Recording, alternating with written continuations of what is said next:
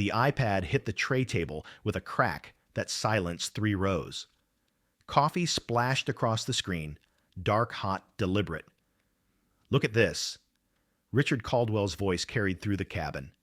"The cleaning lady thinks she can understand hydraulics."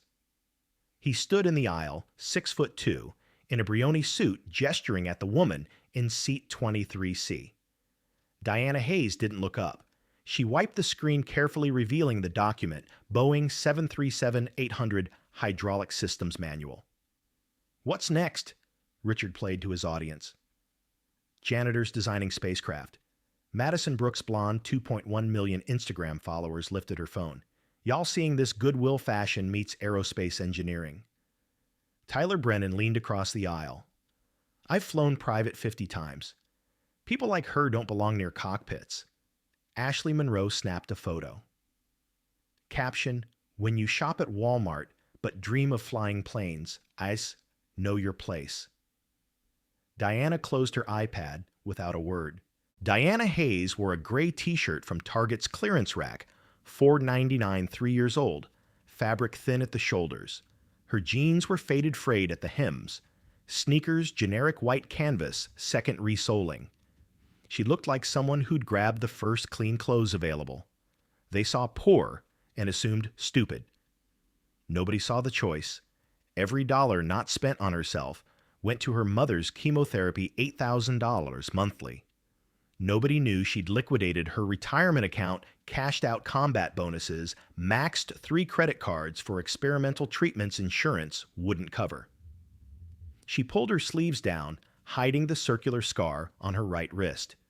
Burn mark from a throttle grip. The kind that happened holding an aircraft in afterburner longer than human hands could endure. Breadcrumb 1. Behavior. Diana checked her seatbelt with practiced precision. 2 fingers traced the webbing, testing tension. She pulled it tight, not civilian tight, but pilot tight, then pulled again. The buckle clicked deeper. Most passengers never bothered with the second tug. Her eyes swept the cabin systematically. Exit row 8 rows back. 24 passengers between her and the nearest emergency exit. Overhead oxygen mask compartments, 3 per row. Fire extinguisher in the forward galley. Life vest beneath her seat. 10 seconds. Automatic assessment. She breathed 4 counts and 7 hold 8 out. Her hidden fitness tracker, military-grade $3,000, showed 58 BPM, abnormally low for someone just publicly humiliated. Normal for someone trained to stay calm while dodging missiles at Mach 1.4. The aircraft taxied. Diana's ponytail shifted, revealing a thin scar behind her left ear, pale, surgical precise. Ejection seat injury. In seat 24A, Frank Coleman, 68, weathered military face saw it. His eyes narrowed. He'd seen that scar before, on fighter pilots who'd punched out of dying aircraft. He leaned forward slightly, studying her. The way she sat. The controlled breathing. The unconscious pressure of her left thumb against her index finger, centering technique used by combat pilots. Frank said nothing, but he watched. The aircraft pushed back from the gate, engines spooling up with a rising whine that filled the cabin. Richard twisted in seat 9D, craning his neck to look back at Diana 3 rows behind. "Hey!" His voice carried over the engine noise. "I'm serious. Someone needs to check her bag. She's got classified documents in there." Tyler stood up despite the taxiing aircraft gripping the seat in front of him for balance. "I saw them too. That's a federal offense. She shouldn't even be on this plane." Sarah Chen moved down the aisle with the practiced urgency of someone who'd done this 1,000 times. "Gentlemen, we're about to take off. Federal regulations require you to be seated with your seatbelts. Not until someone explains," Richard interrupted, his voice rising, "why a homeless-looking person has pilot manuals and what appear to be classified files in her possession." Heads turned throughout the cabin. 20 passengers watching now, some craning over seats to see what the commotion was about. A mother pulled her daughter closer. A businessman lowered his Wall Street Journal. Diana slowly reached down and opened her duffel bag. The zipper's metallic rasp seemed loud in the sudden attention. She pulled out the document Richard had seen, holding it up for everyone to see. Her voice remained quiet, steady, almost eerily calm, given the accusation. Boeing 737 Emergency Procedures, published by the FAA, public database. You can download it yourself from the Federal Aviation Administration website. Richard's laugh was sharp, derisive. Sure, and I'm supposed to believe you actually understand a single word of it. Come on. While she spoke, Diana's right hand moved unconsciously upward to the overhead bin latch directly above her seat. Her fingers traced the mechanism, checking it was properly secured with a quick, efficient motion that took less than 2 seconds. It wasn't a nervous gesture. It was a check. Systematic. Professional. She glanced up at the oxygen mask panel, her eyes moving left to right. 1 mask, 2 masks, 3 masks. 3 seats in this row. Correct configuration. Her pupils tracked to the deployment mechanism, noting the emergency pull tabs. Commercial passengers don't check bin latches during arguments. They don't count oxygen masks. Pilots do. In seat 24A, Frank Coleman leaned toward the man beside him, a salesman from Cleveland who'd been trying to sleep. Frank's whisper was barely audible. You see how she just checked that bin? That's not how civilians interact with aircraft safety equipment. That's training. The salesman grunted uninterested and closed his eyes again. Madison's phone was up, live stream running. Richard Caldwell, CEO of Caldwell Investments, managing over $3 billion in assets, is calling out this faker. Finally, someone with actual credentials and common sense. The viewer count climbed in, real time, 4127, 4873, 5201. Ashley's fingers flew across her phone screen. Yes. Richard, don't let randoms pretend they're smart. Someone needs to say it. Tyler stepped closer to Diana's row, one hand on the overhead bin for balance, as the aircraft continued taxiing. I'm a corporate lawyer. I specialize in aviation law. You are currently in violation of multiple FAA regulations just by possessing those documents without proper authorization. It was completely demonstrably false. But his tone carried the absolute certainty of someone who'd spent 20 years convincing juries that his version of reality was the only one that mattered, and the crowd believed him. Sarah tried again, her professional composure starting to crack around the edges. Sir, please, we are cleared for takeoff. I need you in your seat immediately, or we'll have to return to the gate. Tyler didn't move. After she explains herself, Diana looked up at him, her brown eyes steady and unremarkable. There's nothing to explain. The documents are publicly available. I'm not breaking any laws. But since you specialize in aviation law, may I ask what regulation specifically am I violating? Please cite the CFR number. Tyler's mouth opened, then closed. He didn't actually know any CFR numbers. He practiced corporate mergers, not aviation law. He'd been bluffing. Richard filled the awkward silence with the smooth confidence of someone who'd never been held accountable. Doesn't matter what specific regulation. Point is, you clearly don't belong here, reading technical documents you can't possibly understand. Why don't you stick to whatever it is people like you actually do for a living? The engines reached takeoff thrust. The aircraft began its acceleration down the runway, pressing everyone back into their seats with increasing force. Sarah's voice crackled over the PA system, strained but professional. Flight attendants, take your seats for takeoff. Tyler reluctantly dropped into his seat, fumbling with his seatbelt. But the damage was done. Diana had been marked judge publicly dismissed in front of nearly 200 witnesses. Richard settled back with the satisfied expression of someone who'd won an argument, even though no actual argument had occurred. If you're feeling your blood boil watching Diana endure this public humiliation from people who think money equals intelligence, smash that like button right now. And subscribe. Because in 20 minutes, these same people are going to realize they just mocked the only person who can save their lives. You won't want to miss their faces when the truth comes out. The aircraft climbed smoothly through 10,000 feet, the engine settling into the steady drone of cruise power. Sunlight streamed through the windows on the right side of the cabin, painting golden rectangles across the seats. 15 minutes into the flight, the seatbelt sign chimed off with its distinctive double tone. Passengers immediately unbuckled, stood stretched, began the ritual migration to lavatories and overhead bins. The cabin filled with the familiar sounds of a flight-in-progress conversations, laptop keyboards clicking, the rattle of the beverage cart being prepared in the forward galley. Diana opened her iPad, her fingers moving with the automatic precision of someone who'd performed this action 10,000 times. The screen came alive, showing an application that definitely wasn't standard consumer software.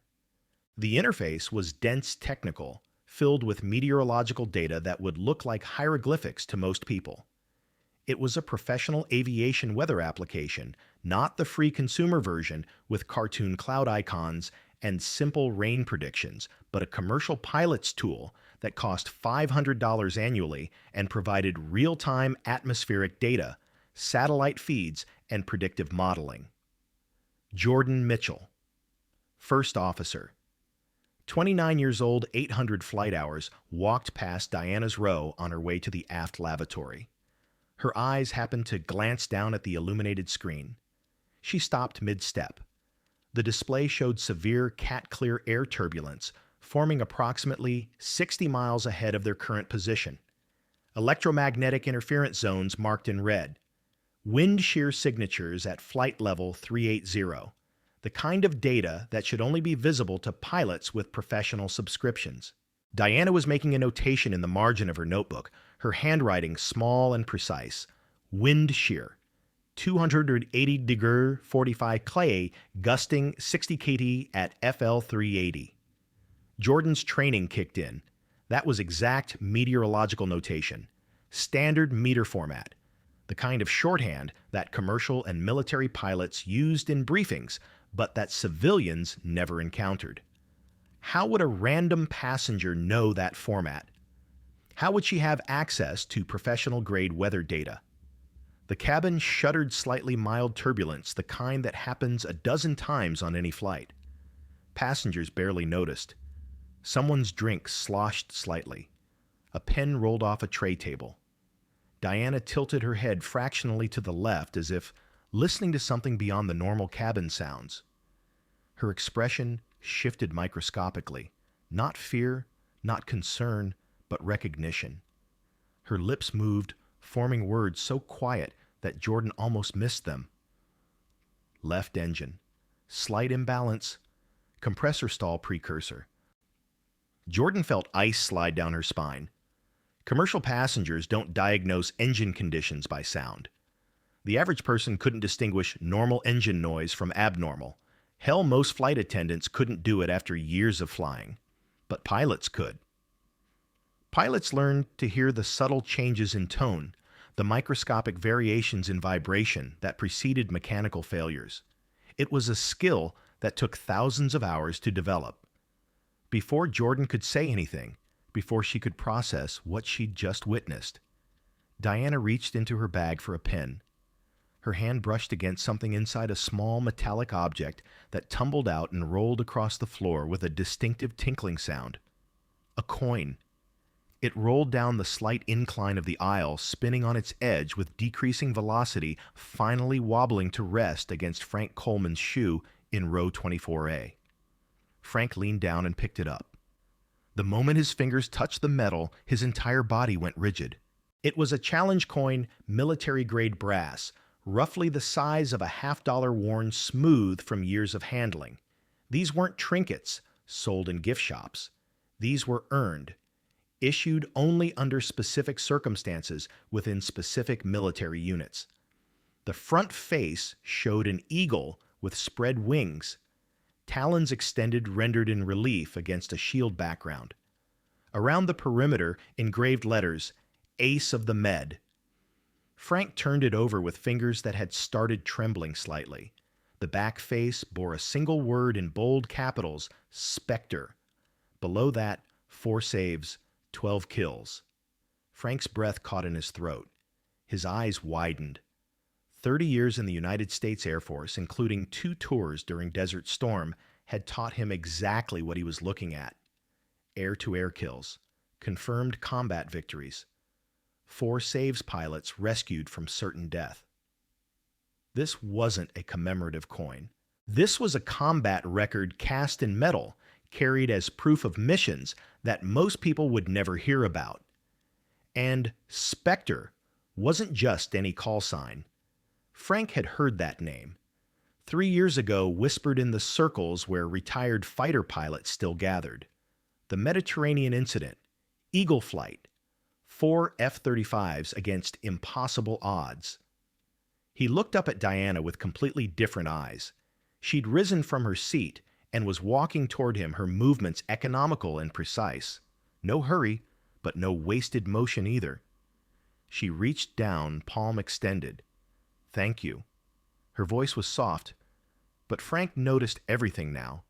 The steadiness of her hand, no tremor, no nervousness, despite having just been publicly humiliated 20 minutes ago.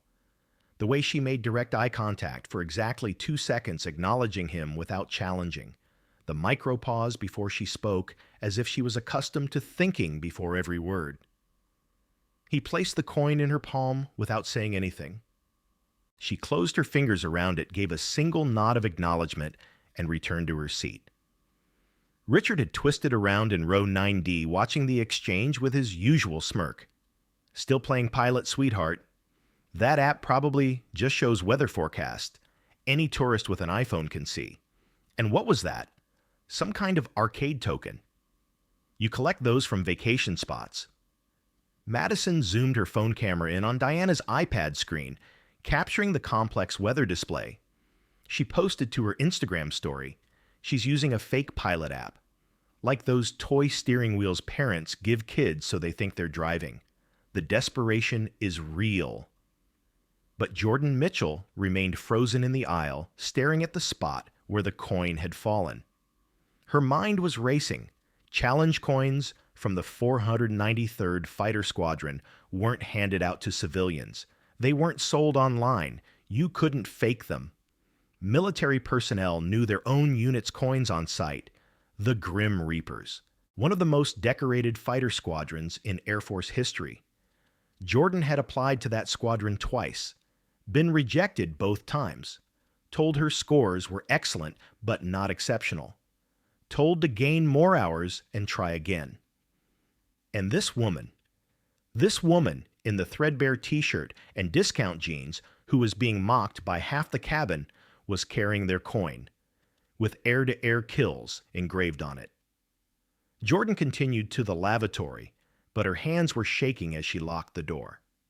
30 minutes into the flight, Captain James Parker felt the first twinge of pain in his chest. He was 58 years old, 25,000 flight hours, 3 decades with United Airlines. He'd flown through volcanic ash clouds over Iceland, navigated Category 5 hurricanes-landed aircraft with partial hydraulic failures. His logbook read like a textbook of everything that could go wrong at 35,000 feet and how to survive it. But the sensation spreading across his left shoulder and down his arm was something new, something his training hadn't prepared him for. "You okay, Captain?" Jordan had just returned from the lavatory, settling into the right seat. Her voice carried the cautious concern of someone who'd noticed a change, but wasn't sure if she should mention it. Parker pressed his palm against his chest, willing the discomfort away. Just indigestion. Had that airport burrito before the flight. Rookie mistake.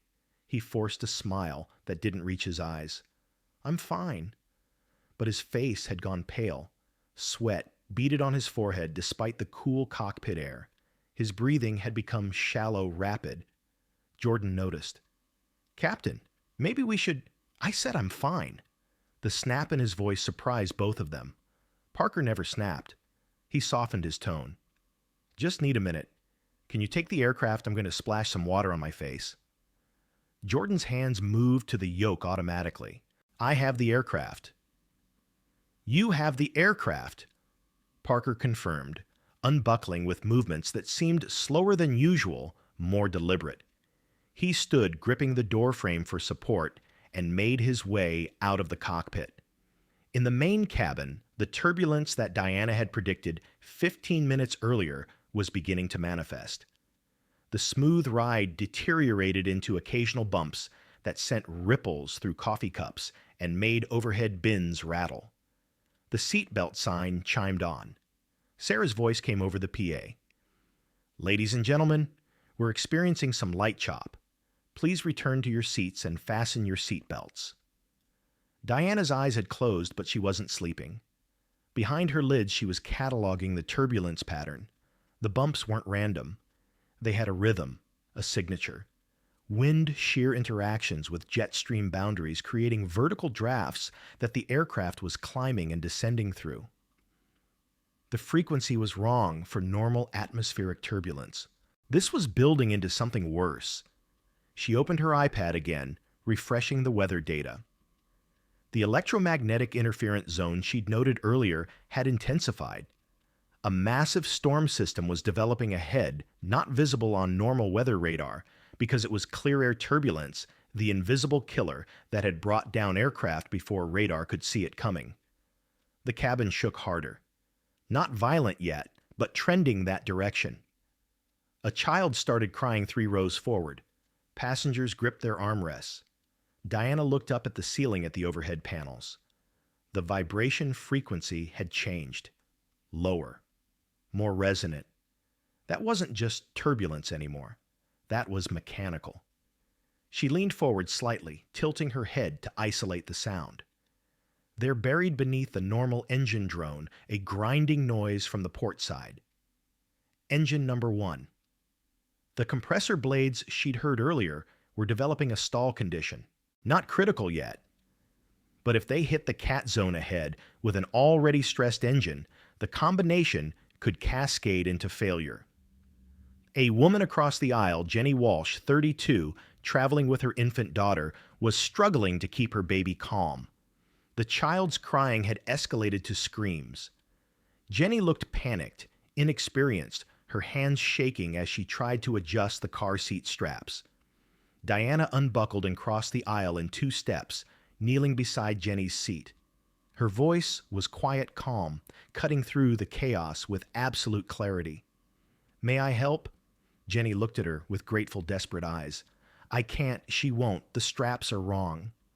Diana's hands moved with practiced efficiency, checking the car seat installation. The base wasn't locked properly. The angle was wrong. She adjusted it in seconds, muscle memory, from a different life when she'd volunteered at family readiness centers on base helping young military spouses who were terrified of their first flights during PCS moves. There. Diana's fingers tightened to the last strap. She's secure now. The seat won't move even if we hit harder turbulence. She looked at the baby, making eye contact, her voice dropping to a soothing register.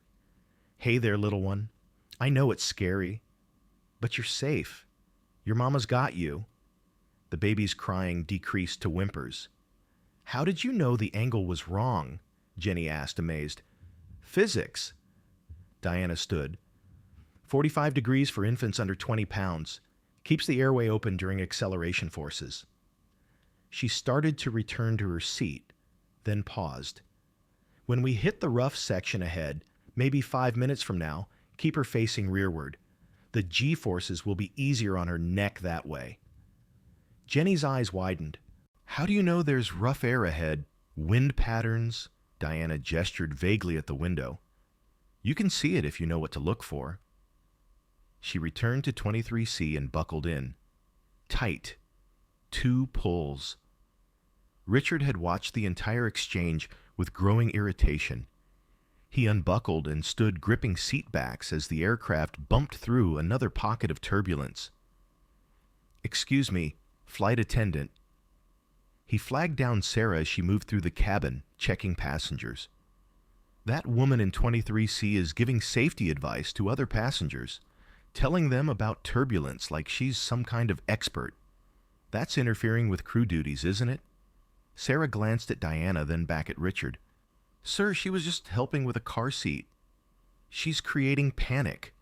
Richard's voice rose, pitched to Carrie, telling people to expect rough air ahead, like she's a meteorologist.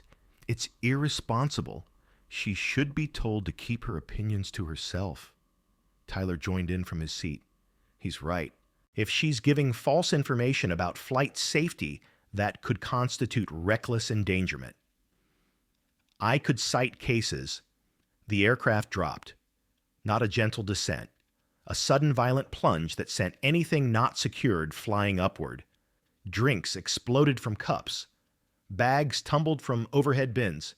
Sarah lost her balance and slammed into the ceiling with a sickening thud before crashing down onto an armrest.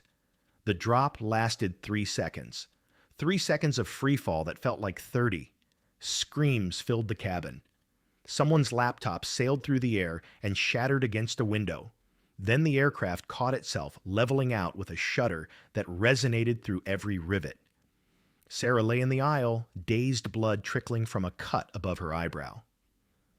In the cockpit, Jordan Mitchell fought the controls as warning lights painted her panel in amber and red. The aircraft had just fallen through a microburst, a concentrated downdraft that could slam an aircraft into the ground during takeoff or landing. At cruise altitude, it was rare but catastrophic when it happened. Kansas City Center United 473 Heavy, we just experienced severe downdraft, possible microburst. Aircraft controllability, normal, but we're requesting immediate clearance to deviate around weather. Her voice was tight but professional. The radio crackled back. United 473 Kansas City Center understands severe turbulence. Cleared to deviate left or right, of course, as needed. Advise when able to return to flight plan routing. Jordan started to respond, then heard a sound that made her blood freeze. A thud from behind her. She spun in her seat. Captain Parker had collapsed in the doorway between cockpit and galley. His body was crumpled against the bulkhead, one hand clutching his chest, his face gray. Captain. Jordan unbuckled, dropped beside him. No response. She pressed 2 fingers against his neck. Pulse. Present, but thready, irregular. His breathing was shallow, labored. She grabbed the handset. Medical emergency. We need a doctor. Anyone with medical training, please identify yourself to the flight attendants immediately. In the cabin, Dr. Laura Bennett, 50 years old cardiac surgeon at Johns Hopkins, was already moving forward, medical bag in hand. She'd been traveling to a conference. She'd done this before. But that wasn't what made Diana stand up. It was the sound underneath the emergency, underneath the chaos and screaming and crying. The engine number 1, had just changed pitch. The grinding she'd heard earlier had intensified into a sustained vibration that resonated through the airframe like a tuning fork. The compressor wasn't just stalled anymore. It was failing. She moved to the window on the left side, pressing her face against the plastic to see the engine nacelle. No visible fire. No obvious damage. But the exhaust signature was wrong. Dark smoke, pulsing with each rotation indicating incomplete combustion. They had minutes before that engine tore itself apart. Diana looked toward the cockpit. Jordan was on her knees beside Captain Parker. Dr. Bennett was doing compressions. Sarah was injured. The cabin was in chaos. 800 hours. That's how many hours Jordan had logged. Barely enough to qualify for first officer position. Certainly not enough to handle this. Diana sat back down, her hands trembling now. Not from fear, from the decision she knew she was about to make. 30 seconds passed. The engine vibration increased. The cabin was screaming. Jordan's voice crackled over the PA, barely controlled panic bleeding through her training. Ladies and gentlemen, this is First Officer Mitchell. Captain Parker has a medical emergency. We are diverting to the nearest suitable airport. Please remain calm and seated. Then, after a pause that stretched too long, if there is anyone on board with pilot experience, especially multi-engine or commercial, Please identify yourself to the flight attendants immediately." The words hung in the recycled air like a confession of inadequacy. Richard stood up first, his face red with rage. "Oh, hell no. You are not going up there." He pointed at Diana, who had stood and was moving toward the aisle. "Someone qualified needs to handle this, not some random woman with a fake pilot app." Tyler was on his feet too. "She's a fraud. We need a real pilot, not this." He gestured at her clothes. Her appearance, everything he'd judged in the first 30 seconds of seeing her, whatever this is. Madison's live stream was shaking her voice high and terrified, but still recording. "Y'all, she's trying to get to the cockpit. Someone stop her. We're going to die if they let her." Ashley had tears streaming down her face, makeup running, but she was nodding. "She's right. We need someone who actually knows what they're doing." 5 passengers now blocked the aisle, arms crossed, creating a human wall between Diana and the cockpit. Diana stopped walking. Her hands were shaking harder now, visible tremor in both hands. Richard saw it and pounced. "Look at that. She's shaking like a leaf." "You think we're going to trust someone with PTSD or whatever to fly a commercial aircraft? Are you insane?" The tremor intensified. Diana looked down at her own hands, watching them shake. It wasn't fear. It was nerve damage. From pulling 9 Gs too many times, from holding control sticks through forces that human bodies weren't designed to endure, from 3 years of combat flying that had rewired her nervous system in ways that would never fully heal. The medical board had noted it in her discharge papers: mild peripheral neuropathy secondary to repeated high G exposure. Does not affect flight capability, but manifests under extreme stress. She'd lived with it for 2 years. Usually she could control it. But right now, with 200 lives depending on a decision, with the weight of judgment pressing down on her from all sides, with every instinct screaming at her to stay hidden, right now she couldn't make it stop. Her voice came out wrong, too quiet, too uncertain. Tyler seized on it. "She can't even speak, First Officer Mitchell. If you let this woman into that cockpit, I will personally ensure that this airline is sued into oblivion. That's a promise." Jordan appeared in the cockpit doorway, her face streaked with tears. Behind her, Dr. Bennett was still performing CPR on Captain Parker. "I need help. I can't. I've never..." Her voice broke. Diana tried to move forward. The human wall didn't budge. "Show us your license," someone shouted. "Prove you're actually a pilot. Show us ID. Call someone who can verify." The demands came from all sides, overlapping, impossible to satisfy in the middle of an emergency at 35,000 feet. Diana's hands shook harder. And then Frank Coleman stood up in row 24A. Frank Coleman's voice cut through the chaos like a blade. "Everyone stand down." It wasn't loud. It wasn't a shout. But it carried the unmistakable authority of 30 years in the United States Air Force, the kind of command voice that made junior officers snap to attention without thinking. The cabin fell silent, except for the background roar of engines and the muffled crying of children. Frank stepped into the aisle, moving with the deliberate pace of someone who knew that rushed movements created panic. He was 68 years old, weathered face carved with lines from 3 decades of service, but his bearing screamed military even in civilian clothes. "I am Master Sergeant Frank Coleman, retired. I served with the 4th Fighter Wing during Desert Storm. I flew with the best pilots this country ever produced." He looked at each of the passengers blocking Diana's path. "And I'm telling you, right now, stand aside." Richard's face flushed darker. "Who the hell cares about your resume, old man?" This woman," Frank interrupted, his voice dropping to something quieter, but infinitely more dangerous. "Dropped this earlier." He held up the challenge coin, raising it high enough for everyone to see. "Anyone here know what this is?" Silence. "This is a challenge coin from the 493rd Fighter Squadron. The Grim Reapers. These are not sold in gift shops. These are not handed out as party favors. These are earned through combat. He turned the coin over, displaying the inscription. Spectre. 4 saves. 12 kills. That's not a rank. That's not a decoration. That's a combat record. Tyler's voice was weaker now, but still defiant. That could be anyone's. She could have found it. Could have stolen it. Could have, Frank agreed, but she didn't. He pointed at Diana's hands still trembling. You see that tremor? You think that's fear.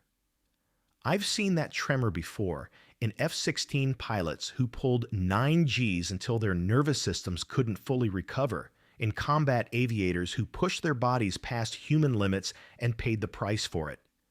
That's not weakness. That's the aftermath of doing things most people can't imagine. He stepped closer to Diana, looking at the scar behind her left ear that her fallen ponytail had revealed. And that scar, that's from an ejection seat.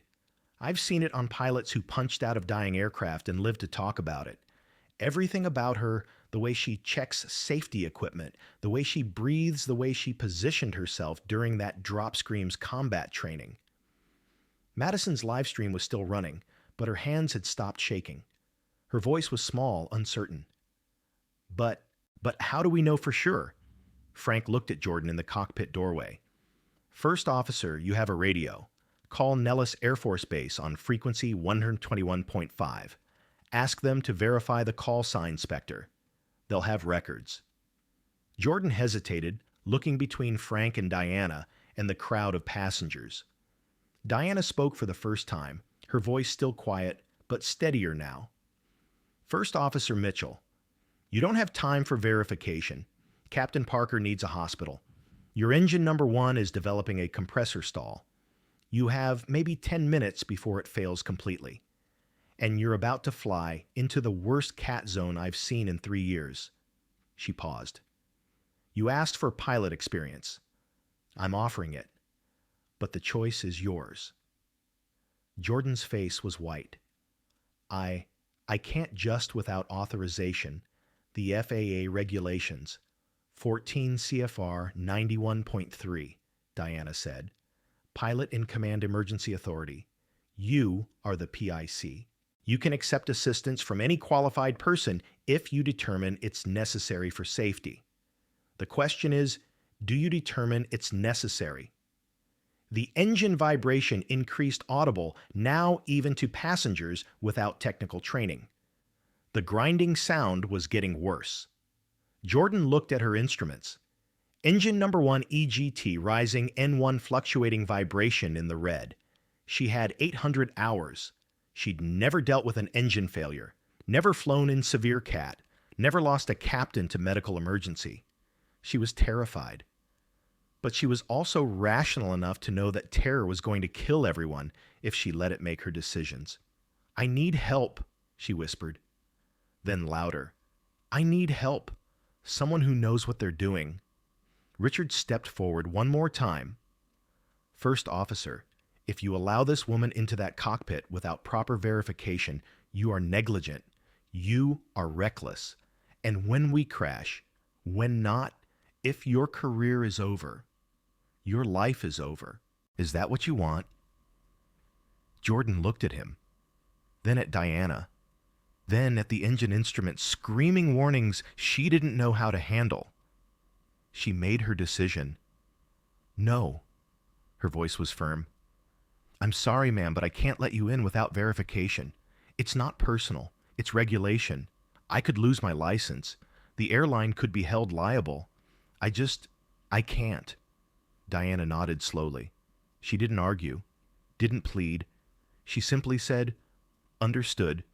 Then you need to descend immediately to flight level 280. That'll get you below the worst of the electromagnetic interference. Request vectors to Kansas City International. It's the nearest suitable airport with long enough runways. And when engine 1 fails not, when you need to be ready for single engine procedure. Do you know the memory items? Jordan's eyes widened. Yes. I've trained on it in the simulator. It's different in the aircraft. The yaw will be stronger than you expect. You'll need full rudder to counter it. Don't overcorrect. Diana was backing away, returning to her seat. You'll be fine. You're trained for this. Trust your training. But her eyes said something different. Her eyes said you're not ready, and we both know it. Diana sat down in 23C, buckled her seatbelt, 2 pulls, and closed her eyes. Around her, the cabin had descended into barely controlled panic. Parents clutching children, passengers crying, Madison's live stream capturing everything with shaking hands, and then, with perfect timing, that felt like the universe had a sense of dramatic irony. 2 things happened simultaneously. Engine number 1 failed.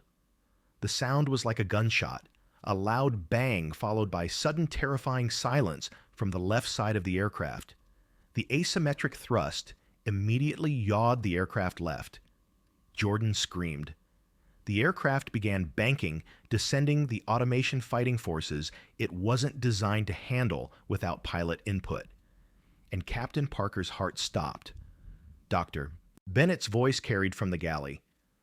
I'm losing him. I need a defibrillator. Now. Sarah, bleeding from her head wound, stumbled to the medical kit, pulled out the AED with shaking hands. The aircraft's descent rate increased.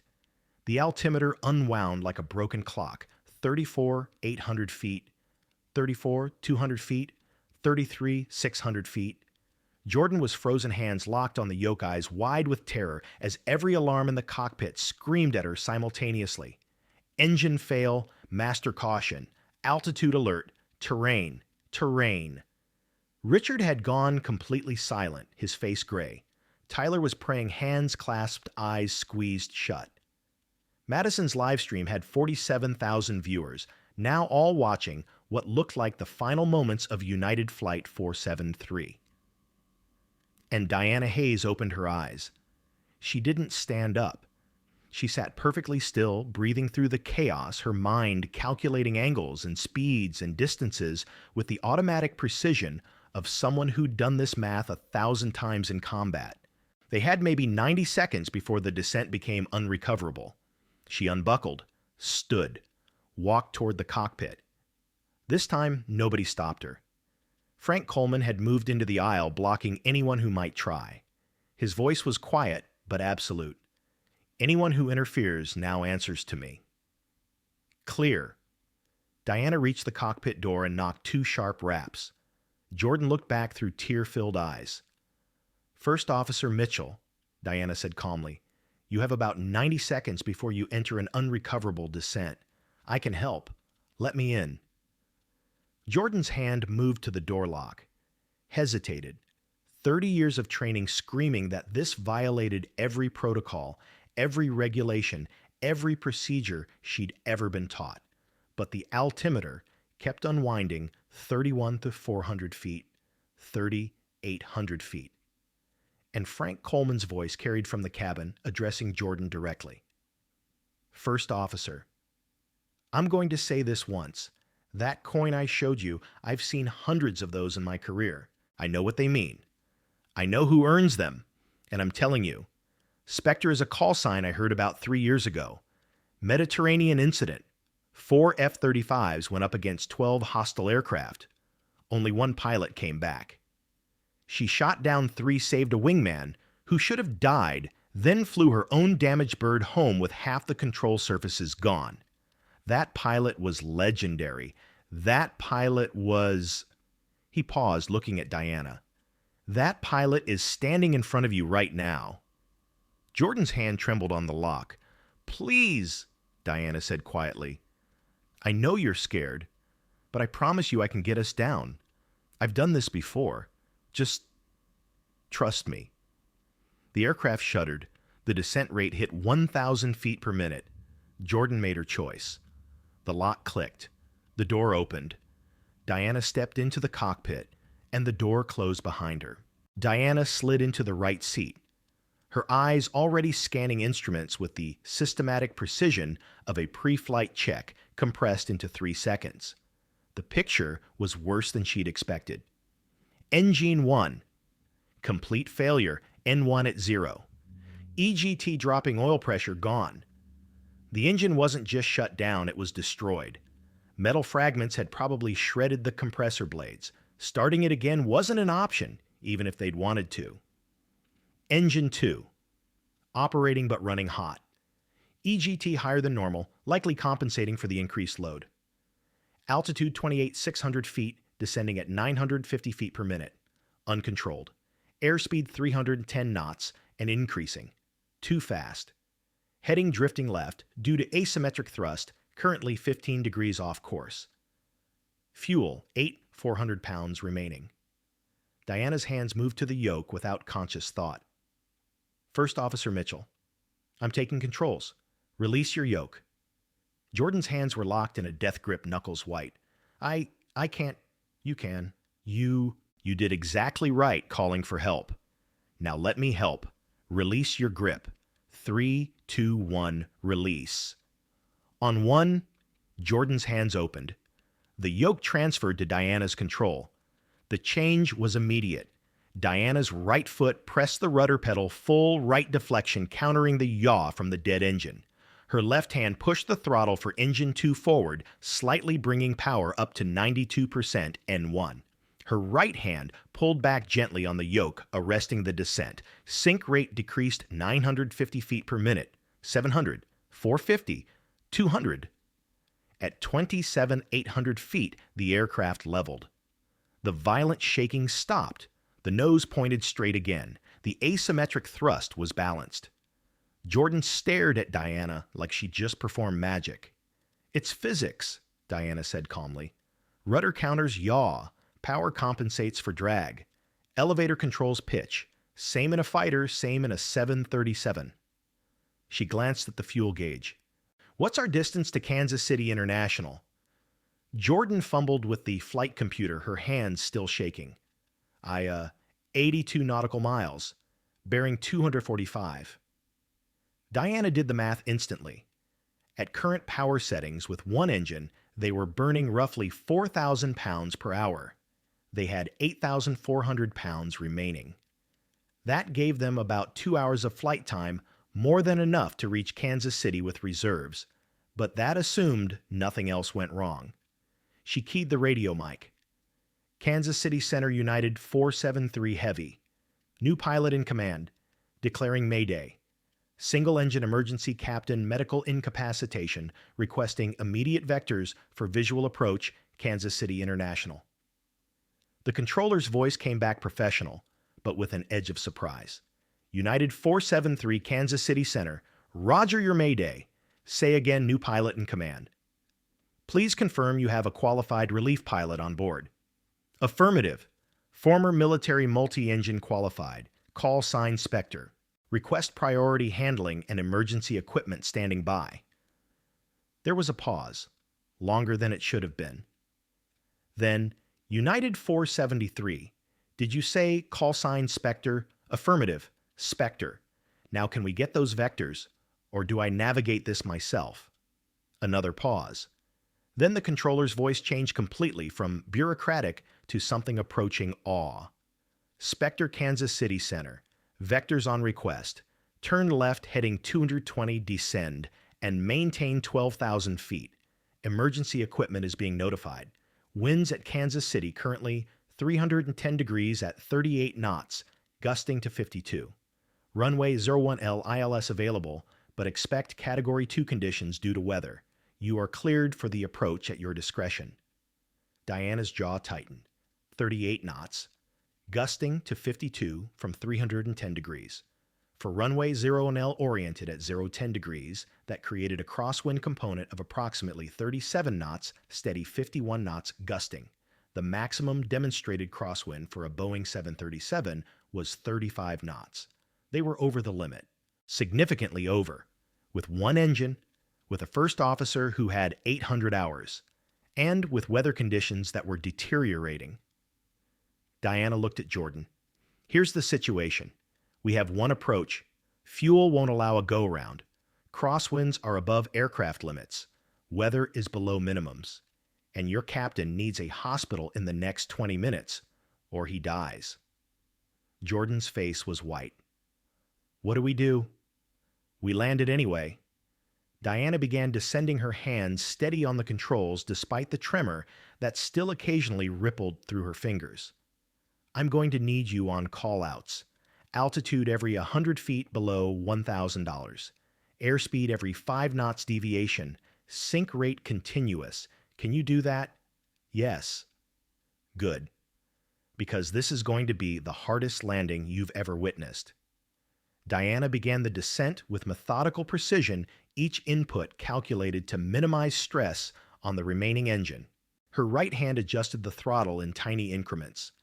93% N1, 91%, 89%, allowing gravity to help them down, rather than forcing it with power changes that could destabilize the aircraft. First Officer Mitchell, I need you to contact Kansas City Approach on 119.1. Tell them we're declaring minimum fuel single engine and requesting runway 01R instead of 01L. Jordan's brow furrowed as she switched frequencies. Why 01R? It doesn't have ILS, we'd have to fly visual. Because 01R is aligned 10 degrees different. That changes the wind angle. Crosswind component drops from 37 knots to 32. Still high, but within limits if I use a fighter technique. What technique? Crab to kick landing. You don't teach it in commercial training, but it's the only way to land in crosswinds this strong. Diana's eyes never left the instruments. Make the call. Jordan keyed the mic. Kansas City Approach United 473, heavy requesting runway 01R instead of 01L. Single engine minimum fuel medical emergency. The controller responded immediately. 473, be advised. Runway 01R ILS is out of service. You'll need visual approach. Can you accept? Jordan looked at Diana, who nodded. Affirmative. We'll take ISO-1R visual. Roger 473. Cleared visual approach. Runway 01R. Winds now 310 at 40, gusting 55. Surface winds variable. Emergency equipment is being positioned. In the cabin, passengers had stopped screaming. An eerie quiet had settled the silence of people who'd accepted their fate and were simply waiting to see if they'd live through the next 30 minutes. Frank Coleman remained standing in the aisle, a silent guardian ensuring nobody interfered with what was happening in the cockpit. Richard Caldwell sat with his head in his hands, all his earlier arrogance drained away. Madison had stopped live streaming. Her phone lay dark in her lap, forgotten. Tyler was still praying, but quietly now, his lips moving without sound. And in the galley, Dr. Laura Bennett had managed to restart Captain Parker's heart. His pulse was weak, thready, but present. He was alive, barely. Diana checked the fuel gauge again. 6,200 pounds. Distance to airport 38 nautical miles. The math was getting tighter. Descent checklist, she said calmly. Flaps 5. Jordan's hands moved to the flap lever, pulling it to the first setting. Flaps 5 set. The aircraft slowed slightly. Diana trimmed for the new configuration, her inputs smooth and economical. They were committed now. One approach, one chance, no margin for error. At 18,000 feet, descending through broken clouds with Kansas City's skyline visible in the distance, the second engine began to fail. Not completely, not yet, but the warning was unmistakable. Engine 2 EGT rising, oil pressure dropping, vibration increasing. Deanna's eyes locked onto the instruments. The EGT gauge climbed from normal operating temperature 850 degrees Celsius to 920, then 950. The red line was at $1,000.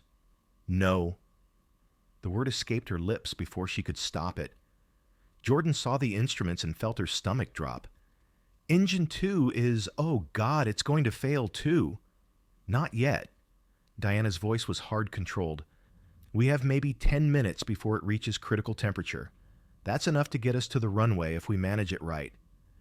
And if it fails before then we become a very expensive glider with 173 people on board and about 8 minutes to find somewhere to put down. Diana's hands never stopped moving, adjusting trim, managing the descent rate, calculating and recalculating their glide ratio if they lost all power. The PA system crackled. Diana keyed it without looking away from the instruments. Ladies and gentlemen, this is Captain Hayes.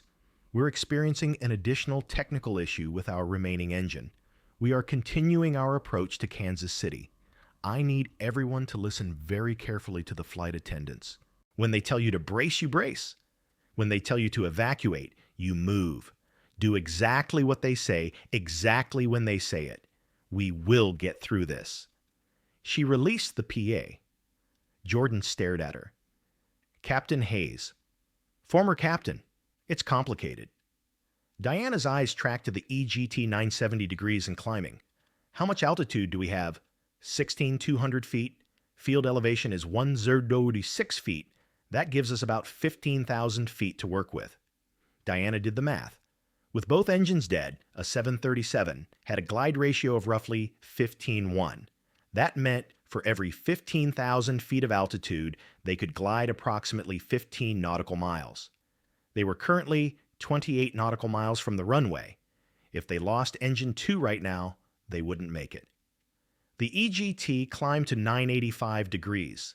In the cabin, Sarah Chen moved through the rows despite her head injury, her voice steady, as she prepared passengers for emergency landing procedures. Heads down, stay down. Remove sharp objects from pockets. Take off high heels. When we stop, leave everything and move to the exits. Dr. Bennett had strapped Captain Parker into a jump seat in the galley secured with every available belt. He was stable, but unconscious. Moving him was impossible. He would have to ride out the landing there. The EGT hit 995 degrees, 5 degrees from red line. The aircraft was at 14,000 feet, 22 miles from the runway. Diana made a decision. She pulled the throttle for engine 2 back to idle. The EGT immediately began dropping 990, 985, 980. But their descent rate increased. Without power, they were falling faster. 1,200 feet per minute, 1,400, 1,600. Jordan's voice cracked. We're descending too fast. We won't make the runway. Yes, we will. Diana's hands moved to the flap controls. Flaps 15. We're trading altitude for distance. Trust the physics. The flaps extended. Drag increased. The aircraft slowed from 250 knots to 210. But the increased drag also improved their glide ratio slightly. Sink rate decreased 1,600 feet per minute to 1,300. Still high, but manageable. The runway was visible now, a strip of concrete in the distance, emergency vehicles lining both sides, their lights flashing red and white in the gathering dusk. 12,000 feet, 15 miles to go. EGT was stable at 970 degrees, not climbing, not falling, just sitting there, a ticking bomb that could detonate at any moment. Diana's tremor had returned worse than before, both hands shaking visibly on the yoke. The stress, the G-force damage from years of combat flying the weight of 173 lives, it was all manifesting in the involuntary tremor she couldn't control. Jordan saw it. Your hands, I know, doesn't affect my flying. Nerve damage, not fear. Diana's voice was clipped, focused. Call altitude. 10,000 feet, sink rate 1,200. Speed 205 knots. The aircraft broke through the cloud layer. Kansas City International Airport spread out below them, runways crisscrossing like a concrete tic-tac-toe board. Runway 01R was directly ahead, but they were still too high too far. Diana needed to lose altitude faster without increasing speed. She deployed speed brakes panels on the wings that increased drag without adding power. The descent rate jumped 200 feet per minute to 1,800. They were falling like a stone now, but in a controlled fall, every foot calculated. 8,000 feet, 10 miles, 7,000 feet, 8 miles. The wind hit them. Not just crosswind, a wind shear, sudden and violent. The aircraft yawed right then left, buffeted by gusts that changed direction every few seconds. Diana fought it. Rudder inputs, constant wings level through sheer force of will. 6,000 feet, 6 miles. Jordan's voice was steady, now locked into her role. 5,000 feet, Sync rate 1600, speed 198, 4 miles from threshold. Diana looked at the EGT 995 degrees. It was climbing again. And then with perfect dramatic timing, the radio crackled with a new voice. Not Kansas City approach. Not the tower. A different frequency, military frequency, 121.5, the emergency guard channel that every aircraft monitored. United 473, this is Nellis Air Force Base Command. We have your situation. Confirm you are being flown by call sign Spectre. Diana didn't have time for this. Affirm Spectre. Now get off this frequency unless you have traffic I need to avoid. Negative Spectre. We're confirming your credentials for the FAA. Stand by for General Morrison. A new voice female, crisp with authority. Captain Hayes, this is General Patricia Morrison, Air Combat Command. I have your service record in front of me. 47 combat missions, 12 confirmed kills, 4 saves, youngest ace in Air Force history. Honorable discharge 6 months ago. Is all of that accurate? Diana's jaw tightened. General, with respect, I'm 3 minutes from landing a crippled aircraft with 1.5 engines and 173 souls on board. Can this wait? No, Captain. Because Kansas City Tower is asking if you're qualified to land that aircraft. And I'm telling them yes. I'm also telling them to give you absolute priority. You are cleared to do whatever you need to do. Use any technique, any procedure, military or civilian. You have my authorization and the full weight of the United States Air Force behind you. Bring them home, Spectre. That's an order. The radio went silent. In the cabin, the passengers had heard every word through the PA system that Diana had forgotten to turn off. Frank Coleman smiled grimly. Told you, he said to no one in particular. Richard Caldwell's face had gone from gray to white to a shade that had no name. And Madison Brooks had turned her phone back on, not to live stream, but to record a message. Mom, if I don't make it, I'm sorry for everything. I was wrong about so many things. I love you.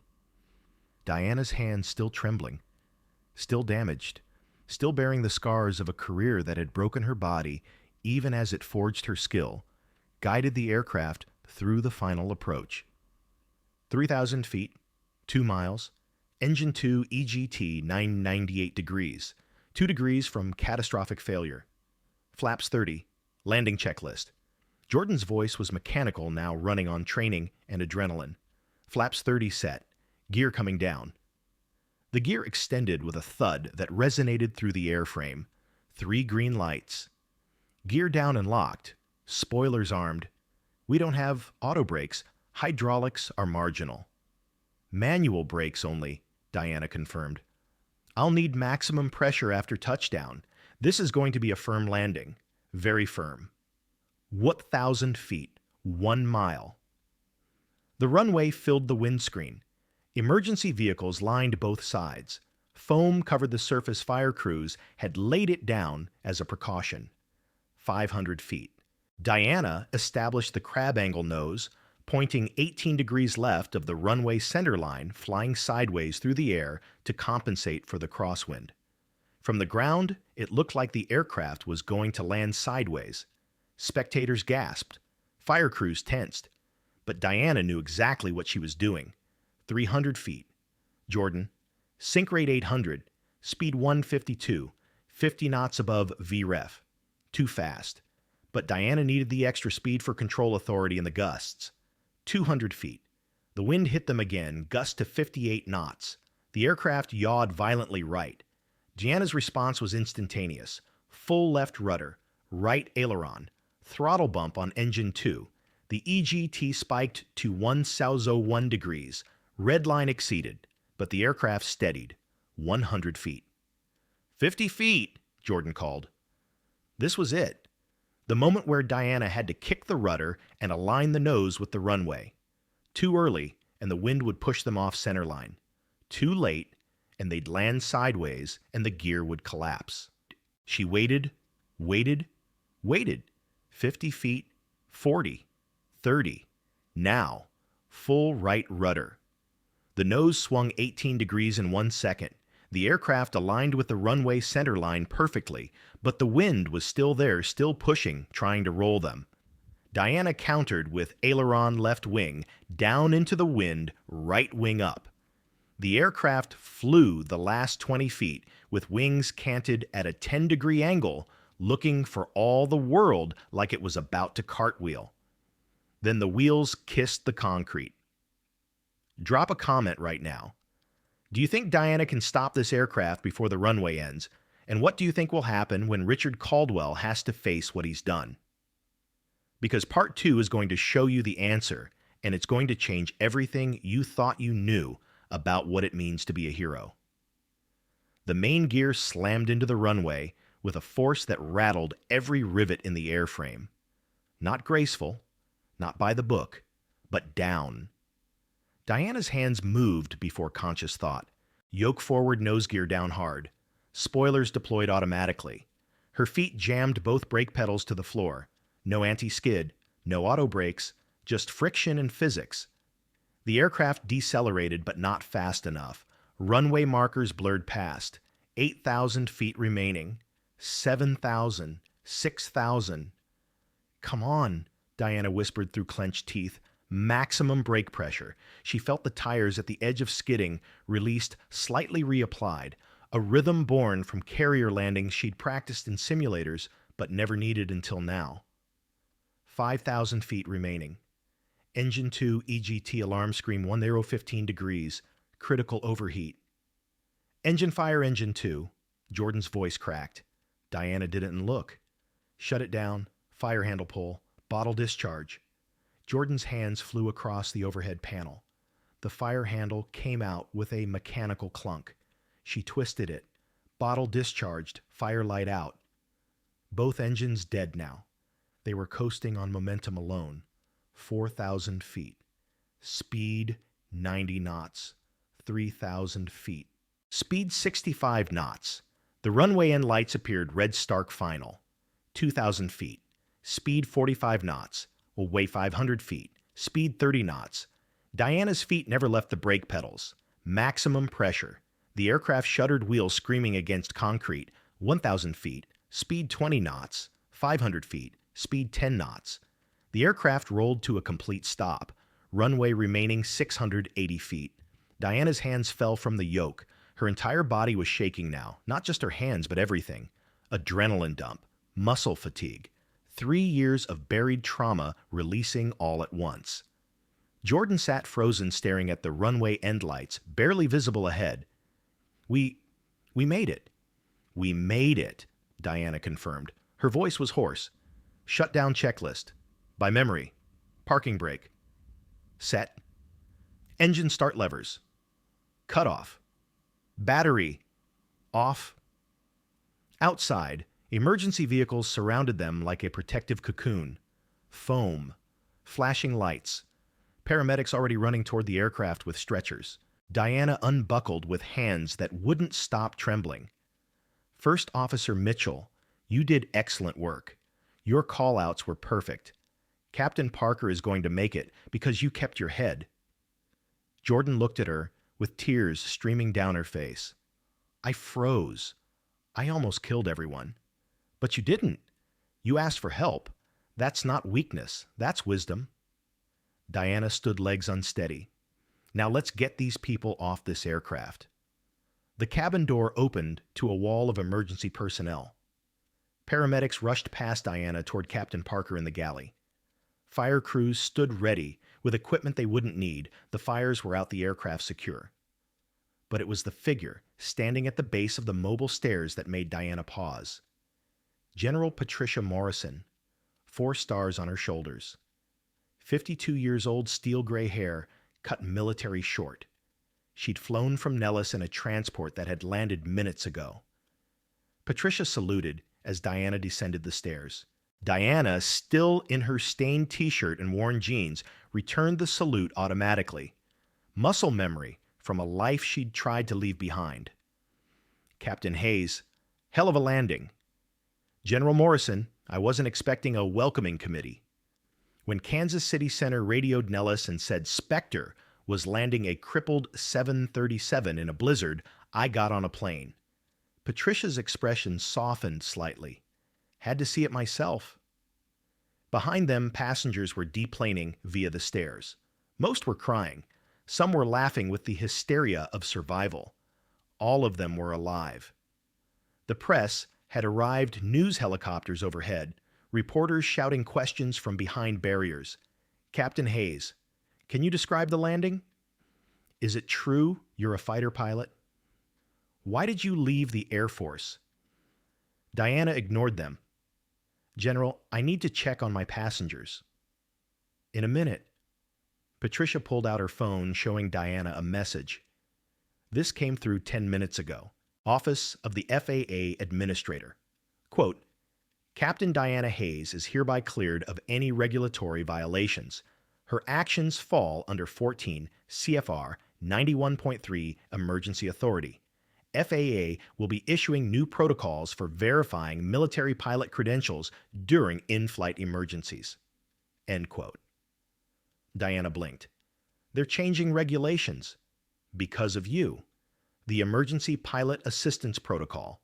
Military-rated pilots can be verified via secure database and authorized to assist during emergencies. Patricia paused. You just changed aviation policy, Diana. In the cabin, Frank Coleman was helping elderly passengers navigate the stairs. When he reached the bottom, he walked directly to Diana and extended his hand. Master Sergeant Coleman, wanted to thank you properly. Diana shook his hand. You backed me up when nobody else would. Thank you. Frank pulled the challenge coin from his pocket, the one Diana had dropped. I believe this belongs to you. She took it, the metal warm from his hand. You recognized it. Served with the 4th Fighter Wing. We knew the Grim Reaper's reputation. He smiled. Didn't know Spectre was a woman. Military rumor mill kept that classified. Intentionally. Diana pocketed the coin. Easier to do the job when people aren't writing articles about gender. Richard Caldwell appeared at the top of the stairs, descending slowly. His face was ashen. His expensive suit was rumpled. His Patek Philippe caught the emergency lights as he approached Diana. He stopped 3 feet away, unable to meet her eyes. Captain Hayes. His voice was barely audible. There's no excuse. I judged you, humiliated you, and you saved my life anyway. Diana looked at him steadily. Mr. Caldwell, I didn't save you despite what you did. I saved you because that's what pilots do. We bring everyone home, no exceptions. But I don't deserve, probably not, but that's between you and your conscience. She paused. What you do next, that's what matters. How you treat people going forward.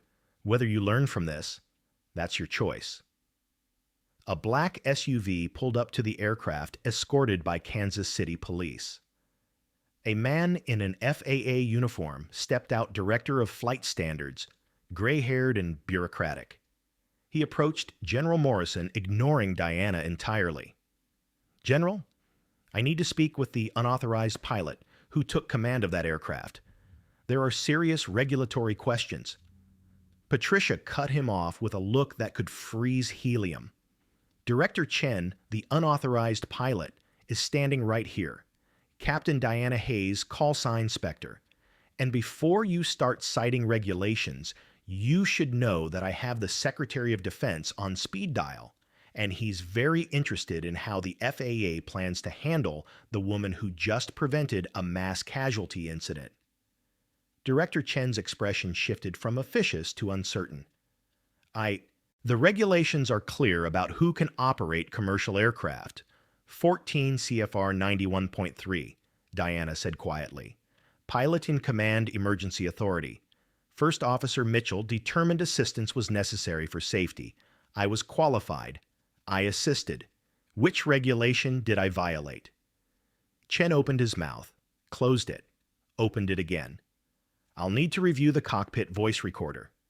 Do that, Patricia said, and while you're at it, review the part where your regulations almost killed 173 people because they prevented a combat-rated pilot from helping until the situation became critical. She stepped closer to him. The FAA will issue a commendation to Captain Hayes, not a violation notice, a commendation. Are we clear? Chen swallowed hard. Yes, General. He retreated to his vehicle. The press had broken through the barriers, now cameras and microphones surrounding them. A reporter shoved a microphone toward Diana. Captain Hayes, can you comment on the landing? Patricia intervened. I'll handle this. She turned to the cameras, her four-star authority making journalists instinctively quiet. At approximately 1847 hours today, United Flight 473 experienced catastrophic dual-engine failure combined with pilot medical incapacitation. Captain Diana Hayes.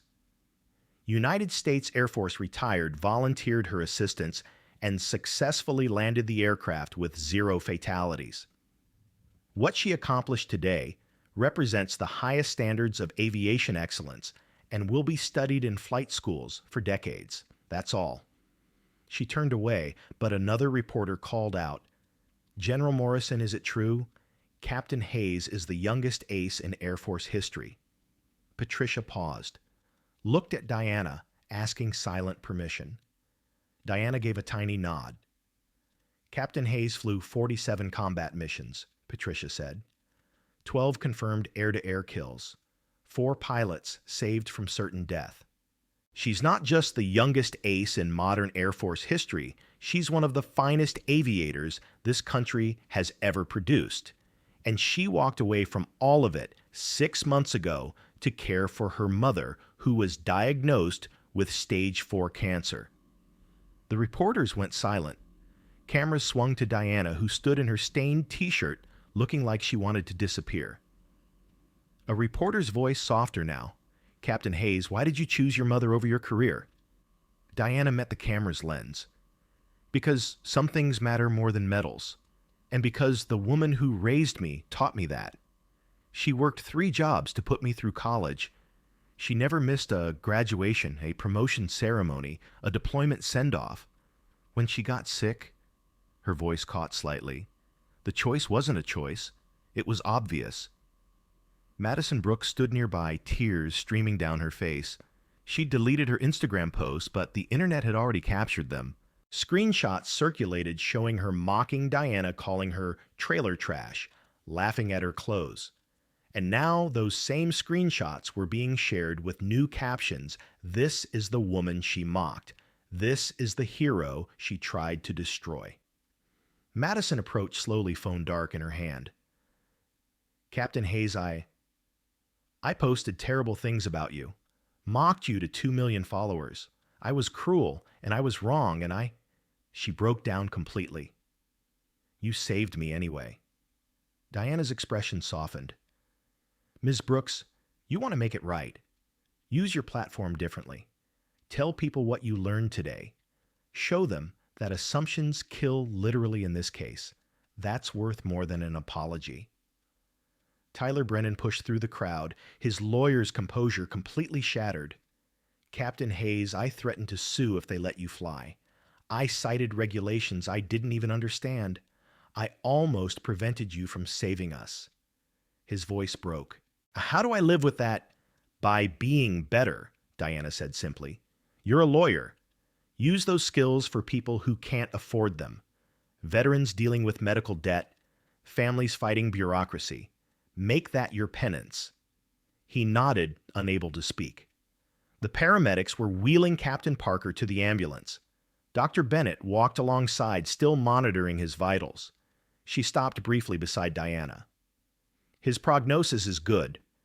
Thanks to your landing, it was rough, but it was stable. No additional trauma. He'll make it. Laura extended her hand. Dr. Laura Bennett, Johns Hopkins Cardiac Surgery. That was the most remarkable piece of flying I've ever witnessed. Diana shook her hand. You kept him alive long enough for me to get him here. We're a team. Sarah Chen, the flight attendant with the head wound now bandaged, approached with the rest of the cabin crew. Captain Hayes, on behalf of all of us, thank you. You didn't have to help. After how you were treated. I absolutely had to help, Diana interrupted gently. Because that's who I am, who I was trained to be. The uniform doesn't make the pilot, the commitment does. But even as she spoke, Diana's body was betraying her.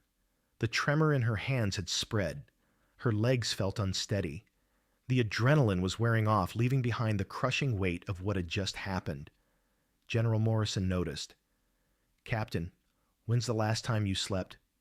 36 hours. Maybe 40. Diana swayed slightly. Patricia caught her elbow. "There's a hotel across from the terminal. Let's get you—" "No." Diana straightened. "My mother. I need to call her. She's scheduled for surgery next week, and I need to tell her I'm okay before she sees this on the news." Patricia pulled out her phone. "I'll do better than that. I'll have her brought here. Air Force transport from D.C. to Kansas City, full medical support during flight. She can have her surgery at the University of Kansas Medical Center, one of the best oncology programs in the country. And the Air Force will cover everything." Diana stared at her. "General, I can't accept—" "You can, and you will. Consider it back pay for 3 years of combat service where you were underpaid and underappreciated." Patricia's expression was firm. "Your mother gets the treatment she needs. You get to be there for her.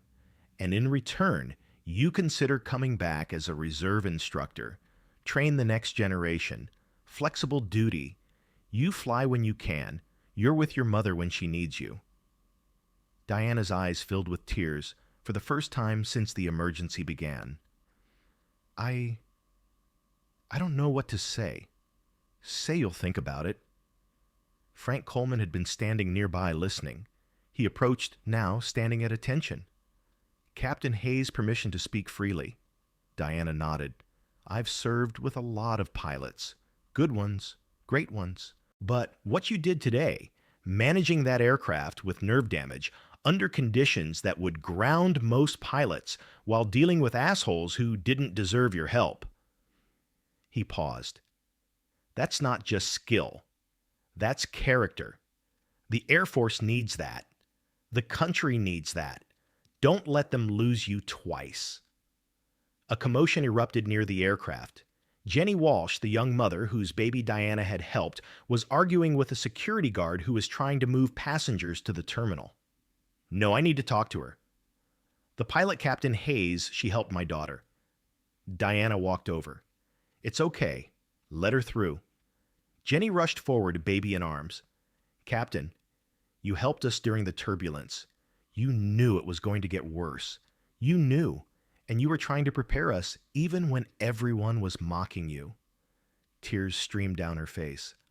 "My little girl is alive because of you." "What's your name?" "Your full name. I want to name her middle name after you when we get home." "Diana," she said softly. "Diana Lynn Hayes." "Diana Lynn," Jenny repeated. "Emma Diana Walsh. That's perfect." She shifted her baby to one arm and hugged Diana with the other. "Thank you. Thank you for everything." The cameras captured it all. The young mother thanking the woman in discount clothes who'd saved her child. The moment would go viral within hours, not because it was dramatic, but because it was genuine. Richard Caldwell stood apart from the crowd on his phone. When he finished the call, he approached Diana one more time. "Captain Hayes, I just spoke with my board of directors. Caldwell Investments is establishing a $5 million scholarship fund for underprivileged students pursuing aviation careers. Any background, any income level, if they have the aptitude and the dream, will fund their training. Full ride." He paused. "It's called the Diana Hayes Scholarship, and I want you to personally select the first recipients." Diana looked at him steadily. "Mr. Caldwell, I don't want my name on it." "Too bad. You earned it. And more importantly, those kids need to know that someone like you, someone who faced every disadvantage and every assumption and every barrier, made it anyway. You're proof it's possible." The Kansas City news stations had already interrupted regular programming. Within 20 minutes, the story had gone national. CNN, Fox News, MSNBC all showing the same footage, a Boeing 737 landing with one-engine crosswinds exceeding limits, guided by a woman in a faded t-shirt. But it was social media that exploded. Madison's original post. The ones mocking Diana had been screenshot and archived before she could delete them. Now they circulated with devastating commentary.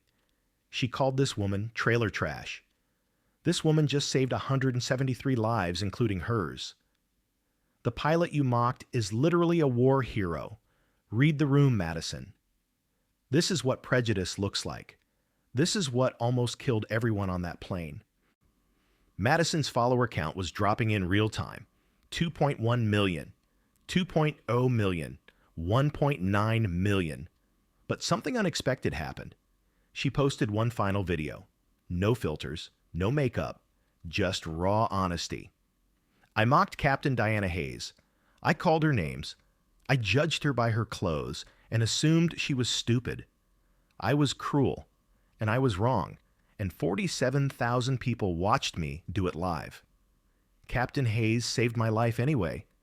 She didn't have to. She had every reason to let me face consequences. But she brought me home safe. Madison's voice cracked. I'm using this platform differently now, starting the Power Judge Less campaign and donating $50,000 to veteran family medical funds. It's not enough. It'll never be enough, but it's a start. The video went viral for different reasons. Not mockery this time, respect. Comments flooded in, "This is how you apologize, with action, not words." Madison actually learned something. Respect. Captain Hayes didn't just save lives, she changed them. Ashley Monroe posted her own apology. Tyler Brennan announced pro bono legal services for veterans. Even Richard's scholarship fund made headlines.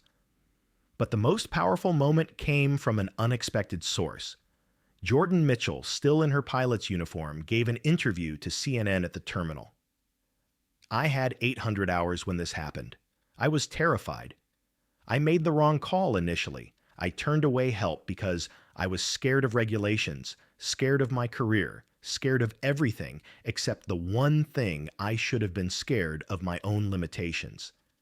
Captain Hayes didn't just land that plane. She taught me that asking for help isn't weakness. It's survival. General Morrison held a press conference on the tarmac at 2100 hours. Behind her stood Diana, still in civilian clothes, looking exhausted and uncomfortable with the attention. Patricia didn't sugarcoat anything. 3 years ago, there was a classified incident over the Mediterranean Sea. 4 F-35 Lightning II aircraft Eagle Flight were conducting routine patrol when they encountered 12 hostile aircraft.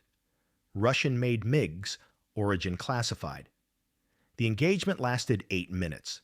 When it was over, 3 MiGs were destroyed. The other 9 retreated. All 4 American aircraft returned safely, though one was so heavily damaged it shouldn't have been able to fly. She paused, letting that sink in. The pilot who shot down 3 aircraft then guided her wingman, whose aircraft had lost half its control surfaces, 200 miles to friendly airspace, while her own bird was damaged. That was Captain Diana Hayes. Call sign Spectre. The mission was classified as a training incident for political reasons. No medals were awarded publicly, but within military aviation circles, Spectre became legendary. A reporter called out, "General, if she was so valuable, why did she leave?" Patricia looked at Diana, who gave a small nod. 6 months ago, Captain Hayes' mother was diagnosed with stage 4 pancreatic cancer. Experimental treatment not covered by insurance. Cost $250,000. Captain Hayes liquidated her entire retirement account, cashed out her combat bonuses, and took an honorable discharge to provide full-time care. She gave up a trajectory toward general officer rank, toward leading entire squadrons to take care of the woman who raised her. The reporters were silent. The Air Force failed her. Patricia continued, her voice hardening. We had no support systems for exceptional officers with family medical crises. We forced her to choose between service and family. She chose family. And today that choice almost cost 173 lives because the civilians on that aircraft couldn't see past her clothes long enough to recognize her capability. Patricia stepped aside, gesturing to Diana. Captain Hayes has agreed to answer questions. Briefly, she's been awake for 40 hours and just landed a dying aircraft in conditions that would ground most pilots. Diana stepped forward, microphone thrust at her from every direction. Captain Hayes, do you regret leaving the Air Force? No. My mother needed me. That was the right choice. Will you return to active duty? I'm considering a reserve instructor position, flexible duty, but only if it allows me to be there for my mother's recovery. What do you want people to learn from today? Diana paused, choosing her words carefully. Don't judge people by what they're wearing or where they're sitting. Competence doesn't announce itself with designer labels. And sometimes, the person you dismiss, the person you mock, is the only one who can save you. Later, in a quiet hotel room provided by United Airlines, Diana sat alone with her thoughts. She pulled out her challenge coin, studying the engravings in the dim lamplight. The memories came unbidden. Mediterranean Sea, 3 years ago. 38,000 feet, 4 F-35s. Her voice over the radio, Eagle flight contacts bearing 270, 12 bogies closing fast. Her wingman, Jake Viper Martinez. Those aren't civilian Spectre. Those are MiGs. The engagement, missile locks, Fox 3 calls, the violent ballet of air combat where milliseconds meant life or death. Viper's aircraft took a hit, hydraulics failing, half a wing gone. Spectre, I'm done, ejecting. Her decision in that moment. Negative Viper, stay with me. I'll talk you home. She could have pursued the remaining MiGs, could have added to her kill count, could have secured her legend. Instead, she chose the save. 200 miles of coaching Viper through manual flight with no systems. Her own aircraft damaged leaking fuel, but she stayed with him. Talked him through every input, every adjustment. They both made it home. That mission earned her the coin and taught her what mattered. Not the kills, the saves. Today was save number 177. She put the coin away and called her mother. Baby, I saw the news. Are you okay? Diana smiled despite her exhaustion. I'm okay, Mama, and guess what? The Air Force is covering your surgery. Everything. You're going to get better. Her mother's sob of relief was worth more than any medal. 3 days later, Richard Caldwell stood before his board of directors at Caldwell Investments headquarters in Manhattan. The video of his behavior on Flight 473 had been viewed 40 million times. Effective immediately, I'm stepping down as CEO. His voice was steady despite the shock on faces around the table. I'll remain as chairman, but day-to-day operations need someone who leads with humility. The Diana Hayes Scholarship Fund is fully established, $5 million endowed. First recipients will be selected by Captain Hayes herself. One board member objected, Richard, you don't need to. I do. I learned something at 35,000 feet. Money doesn't equal intelligence. A suit doesn't equal competence. And judging people by appearances can literally kill you. Madison Brooks's Judge Less campaign raised $2.3 million in 72 hours. Her follower count stabilized at 1.4 million people who stayed because she'd shown genuine growth. She partnered with veteran organizations using her platform to highlight military families struggling with medical debt. One post went viral, a photo of Diana's challenge coin with the caption, I mocked a war hero. She saved my life anyway. That's grace I'll spend the rest of my life trying to deserve. Tyler Brennan opened a pro bono legal clinic specializing in veteran affairs. His first case, a Marine Corps family fighting the VA over denied benefits. He won. The father sent him a challenge coin with a note, You didn't have to help us. Thank you for choosing to. The FAA issued new regulations within 2 weeks. Emergency Pilot Assistance Protocol (EPAP). Military-rated pilots traveling commercially could be verified via secure database and authorized to assist during in-flight emergencies. Call sign verification through Nellis AFB became standard procedure. Director Chen personally delivered the regulatory package to Diana. Captain Hayes, I was wrong. These protocols will save lives because of you. United Airlines promoted Jordan Mitchell to training captain. She specifically requested to teach emergency procedures using Flight 473 as a case study. Her first class of new pilots heard the story directly. I had 800 hours and thought I knew everything. Then I froze. A passenger, a woman I'd initially doubted, saved everyone. The lesson: your ego is not your friend in an emergency. Ask for help. Accept it from wherever it comes. Captain James Parker made full recovery. He retired 6 months later, but sent Diana a text every morning, "Blue skies, Spectre." She always replied, "And tailwinds, Captain." Frank Coleman started a podcast, Heroes You Don't See. Episode 1 featured Diana's story, told with the reverence of someone who understood military sacrifice. Downloads $500,000 in the first week.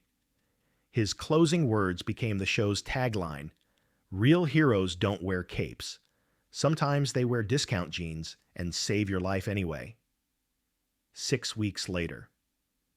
Georgetown University Hospital, Washington, D.C. Diana sat beside her mother's bed, watching the monitor display stable vitals. The experimental surgery had been successful. The cancer was in remission. Mrs. Hayes, 60 years old, frail but smiling, reached for her daughter's hand. "I saw your interview on CNN. My baby's saving all those people. Just doing what you taught me, Mama. Help when you can, no matter what. Even when they don't deserve it, especially then." Her phone buzzed. Unknown number. Diana almost ignored it, but something made her answer. Hayes. A voicemail filtered through encryption came through. "Captain Hayes, this is a secure line. General Morrison provided your contact.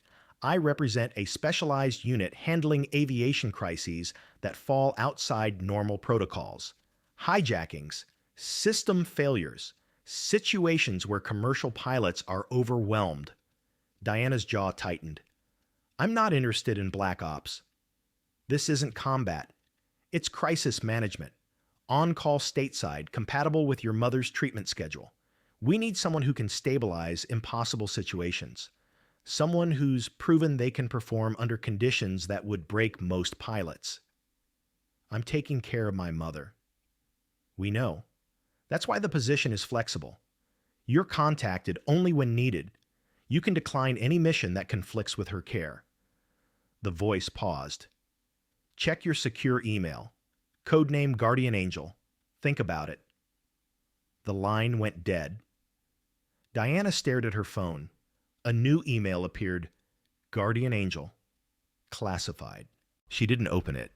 Not yet. Her mother squeezed her hand. "What was that?" "Someone who wants me to keep flying." "Do you want to—" Diana looked out the window. A plane climbed into the evening sky, navigation lights blinking against darkening clouds. "I don't know, Mama. I just know I'm tired of hiding who I am." "Then don't hide." Her mother's voice was soft but firm. "You were born to fly, baby. And people need you. Not despite who you are, because of who you are." Diana's challenge coin sat on the nightstand. The engraving caught the light Spectre. 4 saves, 12 kills. She'd added a new number herself, scratched below with a knife. Plos 173. Her phone buzzed again. Text from General Morrison. "Your mother's surgery successful. Prognosis excellent. Air Force Reserve Commission reactivated if you want it. Instructor position waiting. Or take the Guardian Angel job. Or both. Your choice, Captain. You've earned the right to choose your own mission." Patricia. Diana closed her eyes. The decision wasn't as hard as she'd expected. She'd spent 3 years hiding, pretending to be invisible, accepting judgment because it was easier than fighting. But Flight 473 had changed something fundamental. She'd remembered who she was beneath the discount clothes and the exhaustion and the weight of her mother's illness. She was Spectre, and Spectre didn't leave people behind. Final image. Diana's hand moved to her phone. She opened the Guardian Angel email. Subject: Your country needs you. Again. Body 1 message: Flight 2847, Tokyo to LAX. Pilot incapacitation over Pacific. ETOPS 8 hours from land. No qualified relief. 12-year-old unaccompanied minor, terrified. Can you talk them down via satellite? Diana looked at her mother, who nodded. She typed, "Send me the aircraft specs and patch me through to the child first." The response was immediate. Connecting now. Static. Then a small voice crying, "Hello, who is this?" Diana's voice softened to something gentle, reassuring. "Hey, sweetheart. My name is Diana. I'm a pilot, and I'm going to make sure you get home safe. Can you be brave for me?" The child sniffled. "I'll try." "That's all I need. Now find a flight attendant and tell them there's a pilot on the line who needs to speak with the cockpit. Can you do that?" "Yes, ma'am." Diana heard small footsteps, cabin noise, a flight attendant's surprised voice. Her mother smiled. "Go save them, baby." Diana stood already mentally reviewing Pacific Ocean diversion airports, ETOPS protocols, satellite communication procedures. The screen faded to the challenge coin on the nightstand. The inscription gleamed Spectre. 4 saves, 12 kills. Plot Harna 73, and below it, in fresh scratches, counting.